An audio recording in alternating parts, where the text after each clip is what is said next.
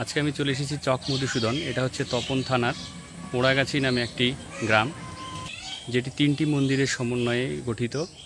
সেটা হচ্ছে একটি কালী মন্দির, একটি দুর্গা মন্দির আর একটি দধি মন্দির। প্রাচীন এই মন্দির দেখে বোঝা যাচ্ছে পুরোটাই মন্দিরের সঙ্গে বটগাছ হয়ে ধ্বংসাবশেষে পরিণত হয়েছে। সুন্দর কারুকার্য ছিল। এখন এইখানেই পূজাটা হয় না। আজকে আমি যাচ্ছি চক মধুসূদন টেরাকোটার দুর্গা মন্দির। চক মধুসূদন, হ্যাঁ, এটি দক্ষিণ দিনাজপুর জেলার তপন থানার অন্তর্গত। এখানে আমরা যাচ্ছি একটি প্রাচীন টেরাকোটার মন্দিরের উদ্দেশ্যে।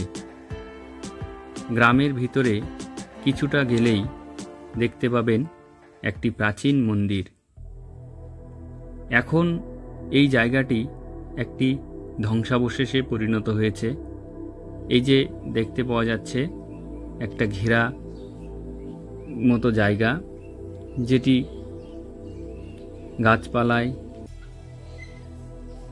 আবৃত হয়ে আছে। এই জায়গাটি একসময় খুব বড় মাপের একটি জাগ্রত মন্দির ছিল। তারই একটু নিদর্শন আমরা দেখতে পাচ্ছি। দেখি, ভিতরে যাওয়ার চেষ্টা করব।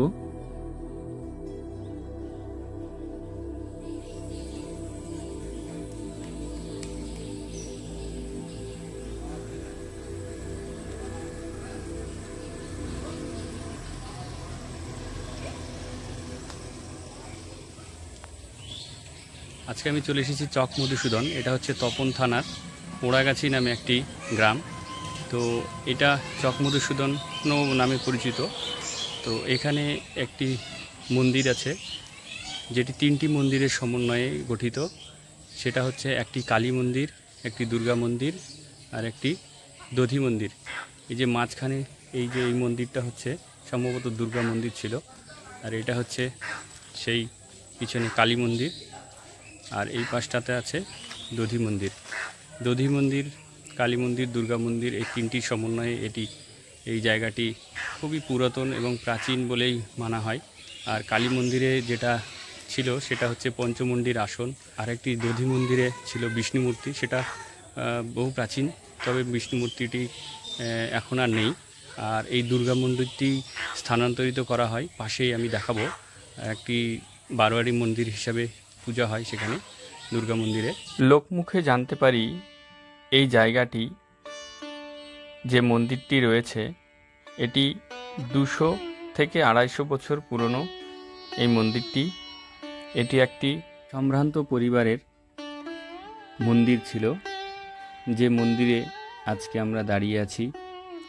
তো এই মন্দির প্রাঙ্গণে অনেক সুতো বাঁধতে দেখা যাচ্ছে।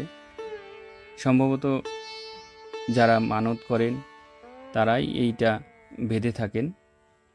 তো এখানে এসে খুব ভালো লাগছে এবং দেখতে পাচ্ছি একটি ঐতিহাসিক নিদর্শন ক্ষেত্রের মতোই এই জায়গাটি। তো দক্ষিণ দিনাজপুরের অনেক কিছুই প্রাচীন জিনিস আমরা দেখতে পাই।